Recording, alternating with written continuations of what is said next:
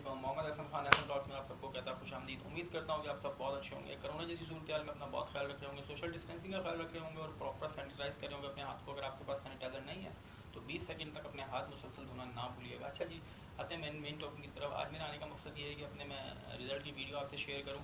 تو بنا وقت ضائع کیے چلتے ہیں میرے رزلٹ کی ویڈیو, اور اس کو دیکھ کے واپس آئیے گا. مجھے بتائیے گا کہ وہ ویڈیو کیسی لگی. میں نے اس کا سر کا کلوز اپ لے کے آپ سے لگایا, پلیز دیکھیے اور واپس آئیے جب تک میں ویٹ کر رہا ہوں.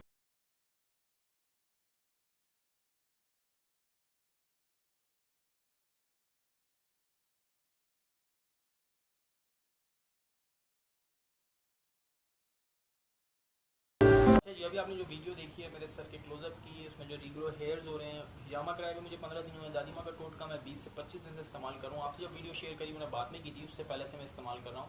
اس کے بعد میں نے ہجامہ کروایا تھا, اور دین اس کے بعد یہ رزلٹ آیا. اس میں کوئی یہ ریمارکیبل رزلٹ نہیں ہے, لیکن پھر بھی ریگرو ہوئے ہیں بال, اور جن کے بال ہیں تو آپ دیکھ سکتے ہیں کہ والیوم بہت اچھا ہو گیا بالوں کا.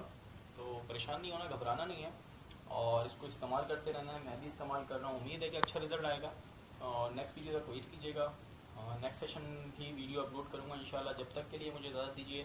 اللہ حافظ.